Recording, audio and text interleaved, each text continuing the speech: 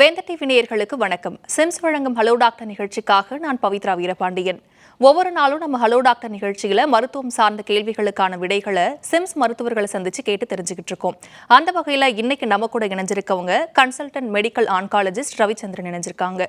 உங்களுக்கும் புற்றுநோய் சம்பந்தமான சந்தேகங்கள் ஏதாச்சும் இருந்துச்சுன்னா ஸ்கிரீன்ல தெரியக்கூடிய நம்பருக்கு கால் பண்ணி உங்களோட சந்தேகங்களை நீங்க கேட்டு தெரிஞ்சுக்கலாம். அதுக்கு முன்னாடி நிகழ்ச்சிக்கு நம்ம டாக்டரை வரவேற்கலாம். வணக்கம் டாக்டர். டாக்டர், இன்னைக்கு நம்ம புற்றுநோய் சம்பந்தமாக தான் பார்க்க போறோம் இல்லையா? புற்றுநோய்னா என்ன, இந்த புற்றுநோய் மற்ற நோய்கள்ல இருந்து எப்படி வேறுபடுது அப்படின்றத கொஞ்சம் சொல்லுங்க டாக்டர். கேன்சர் பொதுவாக இது unwanted abnormal uncontrol proliferation of cells one after one divide ஆகிட்டே இருக்கும். ஃபாஸ்ட்டாக ரொம்ப ப்ராலிஃபரேட் ஆகிட்டே போயிட்டு இருக்கும். அது அங்கே மட்டும் இல்லாமல் அதர் ஆர்கான்ஸ்க்கும் ஸ்ப்ரெட் ஆகிட்டே இருக்கும்.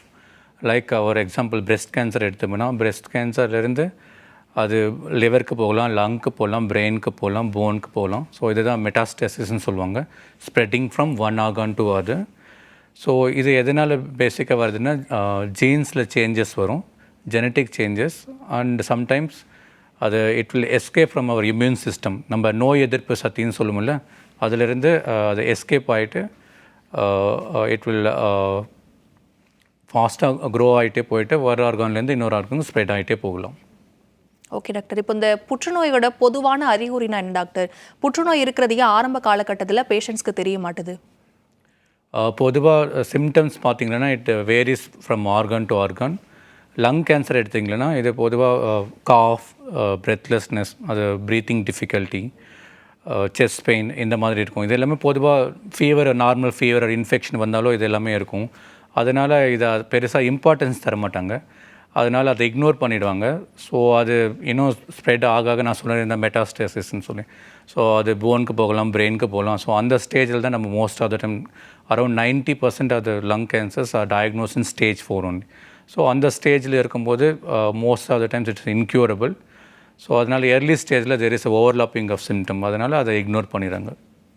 என்னென்ன காரணங்களால் புற்றுநோய் ஏற்படுது டாக்டர்? உங்களுக்கு தெரிஞ்சது தான், smoking, alcohol consumption, sometimes exposure to radiation, unhealthy food like smoked food, high salt containing food, food rich in fatty acids. So இந்த மாதிரி வேரியஸ் ரீசன்ஸ். இப்போ நீங்கள் சொல்லியிருந்தீங்கல்ல டாக்டர், புகைப்பிடித்தல், மது அருந்துதல் புற்றுநோயை உருவாக்குது அப்படின்னு சொல்லி. இப்போ நம்ம உணவு முறைகள் காலத்துக்கு ஏற்ற மாதிரி மாறிக்கிட்டே இருக்குது. இந்த உணவு முறைகள் மாற்றத்தால் கேன்சர் வர்றதுக்கு வாய்ப்பு இருக்கா டாக்டர்? கண்டிப்பாக இருக்குது. இப்போது நிறைய நாள் ஸ்டோர் பண்ணுறாங்க ஃபுட்டெல்லாம் ப்ரிசர்வேட்டிவ்ஸ் யூஸ் பண்ணி. So this preservatives are one of the கார்சினோஜன்ஸ்னால் எதெல்லாம் கேன்சரை உண்டாக்குமோ அதெல்லாம் கார்சினோஜன்ஸ் சொல்லுவாங்க. இதில் நைட்ரேட்ஸ் அதிகமாக இருக்கும், ஸ்மோக்டு ஃபுட்டுன்னு சொல்லுவோம். ஸோ இதெல்லாம் எடுத்தால் அதிகமாக கேன்சர் வர சான்சஸ் இருக்குது. ஹை ஃபேட் கண்டெய்னிங் ஃபுட்டு, ஃபைட்டோ ஈஸ்ட்ரோஜன்ஸ்னு சொல்லுவாங்க, ஈஸ்ட்ரோஜன் அதிகமாக இருக்கிற ஃபுட்டு எல்லாம் சாப்பிட்டா பிரெஸ்ட் கேன்சர், எண்டோமெட்ரியல் கேன்சர் இந்த மாதிரி எல்லாம் வரலாம். ஓகே டாக்டர், இப்போ புற்றுநோய்க்கான பரிசோதனைகள் என்னென்ன டாக்டர்? பொதுவாக சிம்டம்ஸோடு வருவாங்க. சிம்டம்ஸ் எல்லாம் சஜஸ்டிவ் ஆஃப் கேன்சர் அந்த மாதிரி இருந்ததுன்னா ஜென்ரலாக பயாப்சின்னு சொல்லுவாங்க. ஃபஸ்ட்டு அதுதான் கன்ஃபர்மேஷன். அதை பண்ணதுக்கப்புறம் ஸ்டேஜிங்னு சொல்லுவாங்க, எங்கெங்கெல்லாம் ஸ்ப்ரெட் ஆகிருக்குன்றதுக்காக அதுக்காக இமேஜிங் இன்வெஸ்டிகேஷன்லாம் பண்ணுவாங்க. அதுக்கப்புறம் ட்ரீட்மெண்ட் ஸ்டார்ட் பண்ணுறதுக்கு முன்னாடி சில basic investigations like CBC, RFT, LFT, electrolytes, cardiac evaluation like 2D echo, ECG.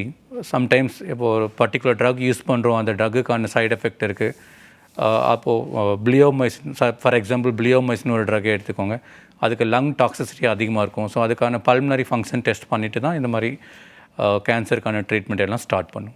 புற்றுநோய் பரிசோதனைக்கு ஸ்க்ரீனிங் எந்த அளவுக்கு முக்கியத்துவம் வாய்ந்ததாக இருக்குது டாக்டர்? ஸ்க்ரீனிங் என்னது ரொம்ப ரொம்ப இம்பார்ட்டன்ட். ஸ்க்ரீனிங் என்ன, இது ஏசிம்டமேட்டிக் இண்டிவிஜுவலில் டெஸ்ட் பண்ணி கேன்சரை ஏர்லி ஸ்டேஜில் கண்டுபிடிக்கிறது தான் இந்த ஸ்க்ரீனிங். இதனால் என்ன பண்ணால் நம்ம ஏர்லி ஸ்டேஜில் கண்டுபிடிக்கலாம், அதை ட்ரீட் பண்ணிவிட்டு நம்ம அந்த மார்பிடிட்டி, மார்ட்டாலிட்டி எல்லாமே ரெடியூஸ் பண்ணலாம். இதனால் ரொம்ப ஸ்க்ரீனிங் இம்பார்ட்டண்ட். பொதுவாக இந்த breast cancer, colon cancer, cervical கேன்சரில் இந்த ஸ்க்ரீனிங் அப்ரூவ் ஆகிருக்கு. அதர் கேன்சர்ஸில் இந்த மார்பிடிட்டி அண்ட் மார்ட்டாலிட்டி ரிடக்ஷன் இல்லாததுனால பொதுவாக எல்லாருக்குமே ரெக்கமெண்ட் பண்ண மாட்டாங்க. Individual with high risk of cancer இருந்தால் அவங்களுக்கு மட்டும்தான் இதை ரெக்கமெண்ட் பண்ணுவாங்க. For example lung cancer screening யூஸ்வலாக லோ டோஸ் சிடி ஸ்கேன் பண்ணுவாங்க. அது individual who has 30 pack years of smoking இந்த மாதிரி இருந்தால் அவங்களுக்கு இதை ரெக்கமெண்ட் பண்ணுவோம். Okay doctor. இப்போ இந்த ஸ்க்ரீனிங் வந்து நமக்கு தேவையில்லை அப்படின்றத நம்ம எப்போ முடிவு பண்ணலாம் டாக்டர்? ரொம்ப rapidly growing disease which has no என்ன சொல்லுவாங்க, ரொம்ப ரேப்பிடாக இருக்கும்போது ப்ரீ கிளினிக்கல் ஸ்டேஜ் எதுவுமே இல்லாத போது நம்ம அந்த டெஸ்ட்டுக்கான டைம் இருந்தால் தான் நம்ம ஸ்க்ரீன் பண்ணி அந்த கண்டுபிடிக்க முடியும். ஸோ அது ரேப்பிட்லி க்ரோயிங் டிசீஸில் இதை பெருசாக யூஸ் இருக்காது. And one more thing I told, நம்ம அந்த மார்பிடிட்டி மார்ட்டாலிட்டின்னு சொல்லியிருக்கோம்ல, அதில் ரிடக்ஷன் காட்ட முடியலன்னா அந்த ஸ்க்ரீனிங்க்கு இம்பார்ட்டன்ஸ் இல்லை. ஏன்னா அல்டிமேட் எய்ம் ஆஃப் ஸ்க்ரீனிங் வந்து நம்ம நோயை சீக்கிரம் கண்டுபிடிச்சி அதை குணப்படுத்தி அந்த மார்ட்டாலிட்டியை நம்ம தவிர்க்கணும். Okay doctor. இப்போ புற்றுநோய் நிலையறிதல், அதாவது கேன்சர் ஸ்டேஜிங் வந்து ஏன் முக்கியத்துவமாக கருதப்படுது டாக்டர்? ஸ்டேஜிங் வந்து ரொம்ப இம்பார்ட்டண்ட். இது வந்து நம்ம ஒரு டாக்டரோட ஆங்கிள்லேருந்து பார்த்தோம்னா இது ட்ரீட்மெண்ட்காக ரொம்ப இம்பார்ட்டண்ட். ஃபார் எக்ஸாம்பிள் இப்போ ஸ்டேஜ் 1 எடுத்துட்டோம்னா இதில் ஒரு மொடாலிட்டி ஆஃப் ட்ரீட்மெண்ட் மட்டுமே சரியாக போகும். லைக் சர்ஜரி மட்டுமே போதும். சில கேன்சருக்கு கீமோதெரப்பி மட்டும் போதும். சில கேன்சருக்கு ரேடியேஷன் தெரப்பி மட்டுமே போதும். அதே ஒரு ஸ்டேஜ் 3 அந்த மாதிரி இருந்ததுன்னா லோக்கலி அட்வான்ஸ்டுன்னு சொல்லுவாங்க. இதில் மல்டி மொடாலிட்டி ட்ரீட்மெண்ட் யூஸ் பண்ணுவோம். இதில் எல்லாமே கம்பைன்ட் மொடாலிட்டி, லைக் சர்ஜரியும் தேவைப்படும், கீமோதெரப்பியும் தேவைப்படும், அண்ட் ரேடியேஷனும் தேவைப்படும். ஸோ இது மல்டி மொடாலிட்டி ட்ரீட்மெண்ட் தேவைப்படும். ஸ்டேஜ் 4 எடுத்துட்டிங்கன்னா அதில் வந்து நம்ம ஜென்ரலாக சிம்டமேட்டிக் ரிலீஃப்காக தான் எதிர்பார்ப்போம். ஏன்னா க்யூர்லாம் ரொம்ப இம்பாசிபிள் இந்த ஸ்டேஜில். ஸோ அப்போது நம்ம அவங்க தேவைக்கு ஏற்ற மாதிரி நம்ம ட்ரீட்மெண்ட்டை நம்ம மாற்றிக்கலாம். Okay doctor. இப்போ இந்த ஸ்டேஜ்னா என்ன? இந்த ஸ்டேஜ் வந்து ஒவ்வொரு ஸ்டேஜை தாண்டினா இந்த சிகிச்சை முறைகள்லாம் ரொம்ப கஷ்டம் அப்படின்னு சொல்கிறாங்கல்ல, ஸ்டேஜோட முக்கியத்துவம் என்ன டாக்டர்? இப்போ ஸ்டேஜ் பார்த்திங்கன்னா யூஸ்வலாக ஸ்டேஜ் 1, 2, 3, 4 இருக்கும். ஸ்டேஜ் 1 இருந்தால் அந்த ஆர்கான் எங்கே இருக்கோ அங்கே மட்டுமே இருக்கும், வேறு எங்கேயும் ஸ்ப்ரெட் ஆகிருக்காது. அதை ஸ்டேஜ் 1 சொல்லுவாங்க. அங்கேருந்து கொஞ்சம் இந்த சொல்லுவாங்கள்ல, நெறிக்கட்டி, லிம்ஃப் நோடல் இன்வால்மெண்ட் அது மாதிரி போச்சுன்னா ஜென்ரலாக ஸ்டேஜ் 2, ஸ்டேஜ் 3 அந்த மாதிரி இருக்கும். நிறைய இல்லாமல் மற்ற ஆர்கானுக்கு ஸ்ப்ரெட் ஆகி, அதான் மெட்டாஸ்டேசிஸ்ன்னு சொல்லியிருக்கேன் ஏற்கனவே. Other organs like lung, liver, brain, bone அந்த மாதிரி ஸ்ப்ரெட் இருந்ததுன்னா அதை ஸ்டேஜ் 4 சொல்லுவாங்க. ஸோ ஸ்டேஜ் 1ல் சான்சஸ் ஆஃப் க்யூர் ரொம்ப very high, like around 90 to 95%. Stage 4 it is almost nil, less than 5% சொல்லலாம். Okay doctor. புற்றுநோய்க்கான சிகிச்சை முறைகள் என்ன டாக்டர்? அதில் வந்து கீமோதெரப்பி வந்து எந்த அளவுக்கு முக்கியத்துவம் வாய்ந்ததாக இருக்குது? இதில் நம்ம நிறைய 3 பிரான்ச்சஸ் இருக்குது: surgical oncology, medical oncology, radiation oncology. So இந்த 3 டீமுமே சேர்ந்து தான் நம்ம கேன்சரை குணப்படுத்துவாங்க. அதில் டிபெண்டிங் அப்பான் ரொம்ப ஏர்லி ஸ்டேஜ்னால் ஒரு மொடாலிட்டி மட்டும் போதும். ரொம்ப அட்வான்ஸ் ஸ்டேஜ்னால் யூஸ்வலாக எல்லா மொடாலிட்டியுமே ட்ரீட் பண்ணுவோம். இதில் நாங்கள் மெடிக்கல் ஆங்காலஜிஸ்ட் கீமோதெரப்பி தான் பண்ணுவோம். இந்த கீமோதெரப்பியில் நிறைய டைப்ஸ் இருக்குது. லைக் சர்ஜரிக்கு முன்னாடி கொடுத்தா நியோ அட்ஜுவன்ட் கீமோதெரப்பி சொல்லுவோம். சர்ஜரிக்கு அப்புறம் கொடுத்தா அட்ஜுவன்ட் கீமோதெரப்பி. ஸ்டேஜ் 4ல் கொடுக்குறது பாலியேட்டிவ் கீமோதெரப்பி, இந்த மாதிரி. ஓகே டாக்டர், நம்ம தொடர்ந்து பேசலாம் ஒரு சிறிய இடைவேளைக்கு அப்புறம். சிறிய இடைவேளைக்கு பிறகு நிகழ்ச்சி தொடரும். தொடர்ந்து இணைந்திருங்கள் சிம்ஸ் வழங்கும் ஹலோ டாக்டர் நிகழ்ச்சியுடன்.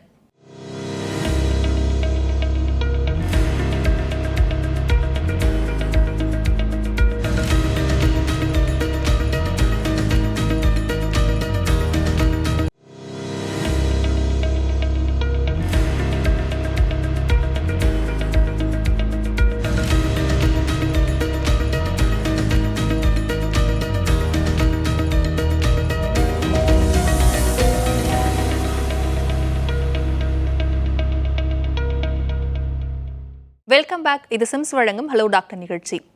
டாக்டர், இப்போது நியோ அட்ஜுவன்ட் கீமோதெரப்பினா என்ன டாக்டர்? பொதுவாக எல்லா கேன்சருக்கும் ஒரு டெஃபினட்டிவ் ட்ரீட்மெண்ட் இருக்கும். அது யூஸ்வலாக சர்ஜரி தான். ஸோ சர்ஜரிக்கு முன்னாடி கொடுக்குற ட்ரீட்மெண்ட்டை நியோ அட்ஜுவன்ட் தெரப்பின்னு சொல்லுவாங்க. அந்த நியோ அட்ஜுவன்ட் தெரப்பி கீமோதெரப்பியாக இருந்தால் நியோ அட்ஜுவன்ட் கீமோதெரப்பின்னு சொல்லுவோம். இதனால் பலன்கள் என்னென்னு பார்த்தீங்கன்னா, இன்னாப்பரபிள் டியூமரை ஆப்பரபிளாக ஆக்கலாம். அண்டு டியூமர் சைஸை ரெடியூஸ் பண்ணிவிட்டு ஆர்கான் கன்சர்வேஷன் சர்ஜரி ஆஃபர் பண்ணலாம். லைக் இந்த பிரெஸ்ட் கேன்சரில் பிரெஸ்ட் கன்சர்வேஷன் சர்ஜரின்னு சொல்லுவாங்க. இப்போது முதல்ல வரும்போது கட்டி சைஸ் ரொம்ப பெருசாக இருக்குது, அவங்களுக்கு பிரெஸ்ட் கன்சர்வேஷன் சர்ஜரி பண்ண முடியாதுன்னா கீமோதெரப்பி கொடுத்துட்டு அதை டவுன் சைஸ் பண்ணிவிட்டு நம்ம அந்த பிரெஸ்ட் கன்சர்வேஷன் சர்ஜரியை கொடுக்கலாம். தேர்ட் அட்வான்டேஜ்னு பார்த்திங்கன்னா, இட் வில் அட்ரெஸ் மைக்ரோ மெட்டாஸ்டேசிஸ்ன்னு சொல்லுவாங்க. பொதுவாக நம்ம இந்த கேன்சர் பாடிக்குள்ளே செல்ஸை ரிலீஸ் பண்ணிகிட்டே இருக்கும். அது பிளட்குள்ளே போய் எல்லா இடத்துலையுமே பரவலாக இருக்கும். ஸோ திரும்ப வரக்கூடிய ரிக்கரன்ஸ்ன்னு சொல்லுவாங்க. அந்த ரிக்கரன்ஸ் எல்லாம் இந்த மைக்ரோமெட்ஸ்லேருந்து தான் வரும். ஸோ நம்ம கீமோதெரப்பி கொடுக்கும்போது இந்த மைக்ரோமெட்ஸ் எல்லாமே எராடிகேட் ஆகிடும், திரும்ப வரதுக்கான சான்சஸ் எல்லாம் கம்மி பண்ணலாம். ஃபோர்த் அட்வான்டேஜ் பார்த்திங்கன்னா, நம்ம சர்ஜரி பண்ணிவிட்டு கீமோதெரப்பி கொடுத்தோம்னா அந்த கீமோ வேலை செய்தா இல்லைன்னு தெரியாது. அதே நம்ம நியோ அட்ஜுவன்ட் தெரப்பியில் அந்த கட்டியை வச்சுட்டு கீமோதெரப்பி கொடுக்கும்போது அந்த கட்டியோட சைஸ் ஷ்ரிங்க் ஆகிறதுல நம்மளுக்கு இந்த கீமோக்கு இந்த கேன்சர் ரெஸ்பாண்ட் பண்ணது நம்மளோட இன்ஃபர்மேஷன் தெரியுது. அதை தான் இன்வைவோ சென்சிட்டிவிட்டின்னு சொல்லுவாங்க. அண்ட் சில கேன்சரில் கீமோதெரப்பி முடிச்சுட்டு சர்ஜரி பண்ணிவிட்டு அதுக்குள்ளே ரெசிடியூவல் டியூமர் இருக்கா இல்லையான்னு பார்ப்பாங்க. ரெசிடியூவல் டியூமர் இருந்ததுன்னா அதுக்கு ஃபர்தராக இன்னொன்று தெரப்பியெல்லாம் தருவாங்க. ஸோ இந்த தெரப்பியெல்லாம் இந்த நியோ அட்ஜுவன்ட் கீமோதெரப்பியில் நம்ம டிசைட் பண்ணோம். ஸோ இது எல்லாமே இதனுடைய அட்வான்டேஜஸ். நியோ அட்ஜுவன்ட்டுக்கு சிறப்பாக விளக்கம் அளிச்சிங்க டாக்டர். இப்போ அட்ஜுவன்ட் கீமோதெரப்பினா என்னன்றையும் சொல்லுங்கள் டாக்டர். ஸோ அட்ஜுவன்ட் கீமோதெரப்பினா சர்ஜரிக்கு அப்புறம் கொடுக்குற ட்ரீட்மெண்ட்டை அட்ஜுவன்ட் கீமோதெரப்பின்னு சொல்லுவாங்க. நீங்கள் கேட்கலாம், பொதுவாக சர்ஜரி எல்லாம் பண்ணியாச்சு, கம்ப்ளீட்டாக ரிமூவ் பண்ணியாச்சு, மறுபடியும் ஏன் கீமோதெரப்பி தரீங்கன்னு. நான் இதுக்கு முன்னாடியே சொல்லியிருந்தேன் இந்த நியோ அட்ஜுவன்ட்டில் மைக்ரோ மெட்டாஸ்டேசிஸ்ன்னு சொல்லிட்டு. ஸோ நம்ம சர்ஜரி பண்ணாத முன்னாடியும் இந்த டியூமர் வந்து செல்ஸை கண்டினியூஸாக பிளட் சர்க்குலேஷனில் ரிலீஸ் பண்ணிகிட்டே இருக்கும். ஸோ இதை தான் மைக்ரோமெட்ஸ்ன்னு சொல்லுவாங்க. இந்த மைக்ரோமெட்ஸை எராடிகேட் பண்ணுறதுக்காக தான் நம்ம கீமோதெரப்பி கொடுக்குறோம். அந்த கீமோதெரப்பி கொடுக்கும்போது சான்சஸ் ஆஃப் ரெக்கரன்ஸ் வந்து ரொம்ப கம்மியாகும். பாலியேட்டிவ் கீமோதெரப்பினா என்னன்றதையும் சொல்லுங்கள் டாக்டர். பாலியேஷன்னா ஜஸ்ட் மீனிங் வந்து சிம்டமேட்டிக் ரிலீஃப். இது யூஸ்வலாக இன்க்யூரபிள் ஸ்டேஜில் இருக்கிற பேஷண்ட்ஸ் தரது. ஸ்டேஜ் 4 பேஷண்ட்ஸ்லாம் பொதுவாக இன்க்யூரபிள்.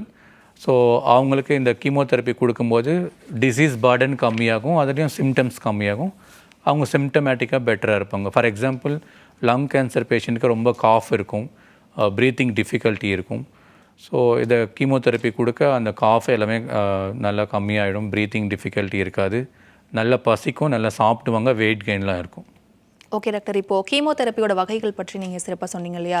கீமோதெரப்பி பரிசோதனை செய்கிறதுக்கு முன்னாடி வேற என்ன பரிசோதனைகள் செஞ்சுட்டு வரணும் doctor? So before starting any chemotherapy நம்ம basic investigations, CBC, RFT, LFT, electrolytes இதெல்லாம் பார்ப்போம். இதெல்லாம் ஏன் பார்க்கணுன்னா இந்த கீமோதெரப்பி மைலோ சப்ரேஷன் காஸ் பண்ணும். ஸோ நம்ம சிபிசி எதுக்கு பண்ணுறோன்னா, ஆல்ரெடி கவுண்ட்ஸ் லோவாக இருந்து நீங்கள் கீமோதெரப்பி கொடுத்துட்டா இன்னும் கவுண்ட்ஸ் எல்லாமே லோ ஆகிடும்.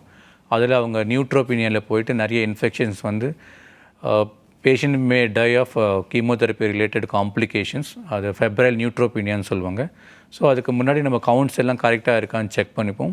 அந்த சப்சிக்வெண்ட் சைக்கிள்ஸ் வரும்போதுமே இது எல்லாமே கரெக்டாக இருக்கான்னு பார்த்துட்டு மட்டும்தான் நம்ம கீமோதெரப்பி ஸ்டார்ட் பண்ணுவோம். செகண்ட் திங், இந்த ரீனல் ஃபங்க்ஷன் டெஸ்ட். சில ட்ரக்ஸ் வந்து கிட்னி மூலமாக தான் அது வெளியே எடுத்துப்படும், எக்ஸ்க்ரீட் ஆகும். ஸோ அதனால் அவங்க கிட்னி ஃபங்க்ஷன்ஸ் கிளியராக இருக்கா இல்லைன்னு பார்த்துப்போம். அதே மாதிரி லிவர் ஃபங்க்ஷன்ஸ், இந்த எலக்ட்ரோலைட் டிஸ்டர்பன்சஸ் இதெல்லாம் இல்லாமல் இருக்கான்னு பார்த்துட்டு தான் நம்ம கீமோதெரப்பி ஸ்டார்ட் பண்ணுவோம். அதர் டெஸ்ட்டுன்னு பார்த்திங்கன்னா சில ட்ரக்ஸ்க்கு கார்டியோ டாக்ஸிசிட்டி, சில ட்ரக்ஸ்க்கு பல்மனரி டாக்ஸிசிட்டி இந்த மாதிரிலாம் இருக்கும்.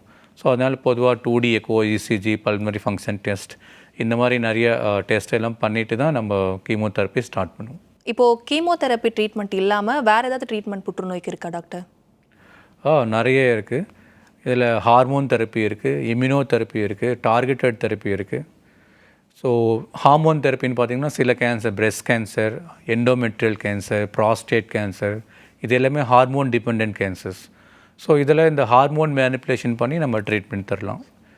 நெக்ஸ்ட் பார்த்திங்கன்னா இம்யூனோதெரப்பி. நான் முன்னாடியே சொல்லியிருந்தேன், நம்ம இந்த கேன்சர் வந்து நம்ம இம்யூன் சிஸ்டத்துலேருந்து எஸ்கேப் ஆகிட்டு தான் இதை வளர ஆரம்பிக்கும். ஸோ இதில் இம்யூன் எஸ்கேப்புன்னு சொல்லுவாங்க. இதில் PDL1 சொல்லிட்டு ஒரு லைகேண்ட் இருக்குது. ஸோ அந்த லைகேண்டை பிளாக் பண்ணவோ இல்லை PDL1 ரிசெப்டார்ஸ்ன்னு சொல்லிருக்கு, அதை பிளாக் பண்ணவோ இந்த இன்ட்ராக்ஷனை இனிபிட் பண்ணிவிட்டு நம்ம இம்யூன் சிஸ்டத்தை ஆக்டிவேட் பண்ணலாம். இது மூலயமா நம்ம immune system will fight against the cancer. So இதுதான் immunotherapy. Immune check point inhibitors இது வந்து recent innovations. Drugs like nivolumab, pembrolizumab, atezolizumab இதெல்லாம் நிறையா யூஸ் பண்ணுறாங்க. இப்போது ஈவன் ஸ்டேஜ் 4 நான் சொல்லியிருந்தேன், cure rates are very very less.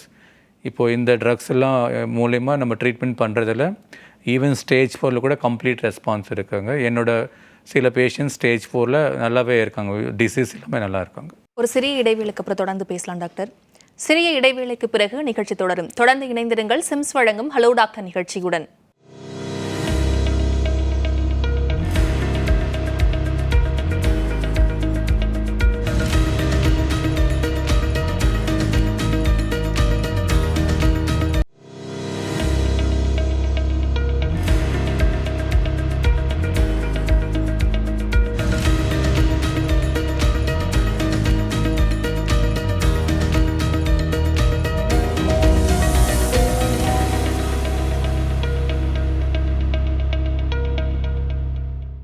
Welcome back. இது சிம்ஸ் வழங்கும் ஹலோ டாக்டர் நிகழ்ச்சி.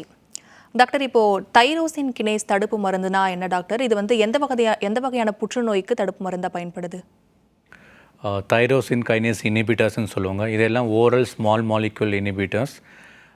இது நிறைய கேன்சரில் அப்ரூவ் ஆகிருக்கு. இனிஷியலாக வந்து இந்த சிஎம்எல்னு சொல்லுவாங்க, க்ரானிக் மைலார் லுக்கீமியா. இமேட்டினிம்னு சொல்லிட்டு ஒரு ஃபஸ்ட்டு ட்ரக் கண்டுபிடிச்சாங்க. அதுக்கு முன்னாடி ஜென்ரலாக ஓரல் கீமோதெரப்பி ட்ரக்ஸ் தான் யூஸ் பண்ணிகிட்டு இருந்தாங்க, ஓரல் அண்ட் ஐவி. பெரும்பாலும் க்யூர் இல்லாமல் இருந்தது. இந்த தைரோசின் கைனேஸ் இனிபிட்டர்ஸ் கண்டுபிடிச்சதில் இப்போ அரௌண்ட் 80% க்யூர் ரேட்ஸ் வந்துருச்சு. இதில் இப்போ நிறைய சப்சிக்வெண்ட் ஜென்ரேஷன்ஸ்லாம் இருக்குது. Second generation, third generation, fourth generation. Almost 90% cure ரேட்ஸ்லாம் சிஎம்எல் பேஷண்ட்ஸ்க்கு தர முடியுது இந்த டிகேஎஸ்னால். இது மாதிரி நிறைய கேன்சர்ஸ் இருக்குது. ரீனல் செல் கார்சினோமாவில் இருக்குது, லங் கேன்சர்ஸில் இருக்குது. லங் கேன்சரில் இந்த இஜிஎஃப்ஆர் இனிபிட்டர்ஸ், ஆல்க் இனிபிட்டர்ஸ், ராஸ்வன், இந்த மாதிரி நிறைய ஓரல் தைரோசின் கைனேஸ் இனிபிட்டர்ஸ் இருக்குது. ஸோ இது வந்து கீமோதெரப்பி மாதிரி அட்மிஷன் தேவையில்லை, ஜஸ்ட் ஓரலாக கொடுக்கலாம். யூஸ்வலாக கீமோதெரப்பி எல்லாமே ஐவியை அட்மிட் பண்ணிவிட்டு 1 day அப்சர்வேஷனில் இருந்து அது ஐவியை தான் தருவாங்க. ஸோ இந்த ட்ரக்கு வந்து ஜஸ்ட் ஓரலாக ஓபி பேசிஸாக வந்து ஜஸ்ட் ஒரு பிளட் டெஸ்ட் பார்த்துட்டு டேப்லெட் வாங்கிட்டு வீட்டுக்கிட்டே நம்ம சாப்பிட்டுக்கலாம். ஸோ அதான் இந்த ஓரல் தைரோசின் கைனேஸ் இனிபிட்டர்ஸ் வந்து பூன் டு கேன்சர் பேஷண்ட்ஸ்னு சொல்லலாம். ஓகே டாக்டர், டார்கெட்டட் தெரப்பினா என்ன டாக்டர்? டார்கெட்னா ஜஸ்ட் லைக் ஒரு மிசைல், பாம்பு என்ன சொல்லுவோம், மிசைல்னே சொல்லுவோம். ஸோ இந்த மிசைல் வந்து ஒரு டார்கெட்டை நோக்கி போகும். அந்த மாதிரி தான் நம்ம கேன்சர் செல்லையும் ஒரு டார்கெட் கண்டுபிடிப்பாங்க. ஸோ அந்த டார்கெட்டை டைரெக்டடாக ட்ரீட்மெண்ட் இருக்கும்.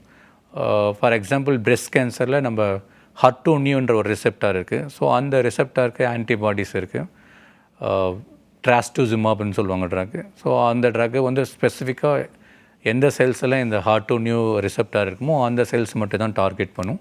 அதனால் இதை டார்கெட்டட் தெரப்பின்னு சொல்லுவாங்க. என்ன அட்வான்டேஜ்னு பார்த்தீங்கன்னா, நார்மல் செல்ஸில் இந்த HER2/neu எக்ஸ்பிரஷன் எதெல்லாம் இல்லையோ ஸோ அந்த செல்ஸ் எல்லாமே இதை அட்டாக் பண்ணாது. ஸோ அதை ஸ்பேர் பண்ணிடும். ஸோ சைட் எஃபெக்ட்ஸ் கொஞ்சம் கம்மியாக இருக்கும். இருந்தாலுமே டோட்டலாக கம்மியாக இருக்காது, கொஞ்சம் கம்மியாக. கீமோதெரப்பி கம்பேர் பண்ணால் இதோட சைட் எஃபெக்ட்ஸ் கொஞ்சம் கம்மியாக இருக்கும். சில நார்மல் செல்ஸ்லையுமே இந்த HER2/neu ரிசெப்டார்ஸ் இருக்கலாம். ஸோ அந்த நார்மல் செல்ஸில் இதை அட்டாக் பண்ணலாம். அதனால் சைட் எஃபெக்ட் வரலாம். ஸோ மெயினாக பார்த்தீங்கன்னா ஹார்ட்டில் இந்த HER2/neu ரிசெப்டார் இருக்கும். ஸோ இந்த ட்ரக் யூஸ் பண்ணும்போது சில பேருக்கு ஹார்ட் ஃபெயிலியர் வரலாம். டாக்டர், இப்போது கீமோதெரப்பி பற்றி பார்த்தோம் இல்லையா? கீமோதெரப்பி அப்படின்றது நம்ம ஓரலாக அந்த ட்ரீட்மெண்ட் எடுத்துக்கலாமா doctor? Oral forms of chemotherapy எல்லாமே அவைலபிள். லைக் கேப்சைடபின், S1 சொல்லிட்டு ஜப்பானில் கண்டுபிடிச்சாங்க. ஸோ அந்த ட்ரக் இருக்குது.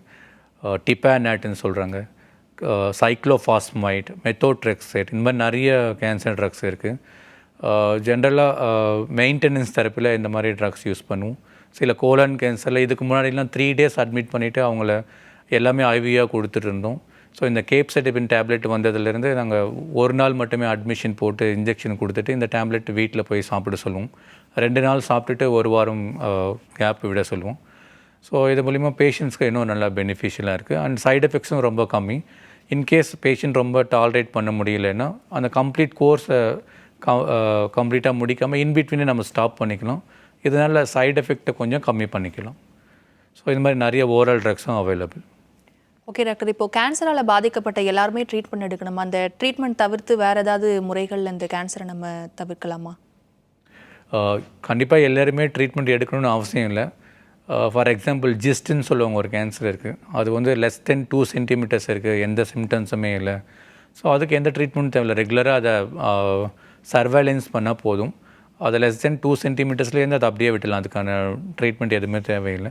இன்கேஸ் அது க்ரோ ஆகுது, there is increase in size more than 2 centimeters, or அதனால் ஏதாச்சும் சிம்டம் வருது, ஸோ அப்போ நீங்கள் அந்த அறுவை சிகிச்சை பண்ணி அதை ட்ரீட்மெண்ட் பண்ணலாம்.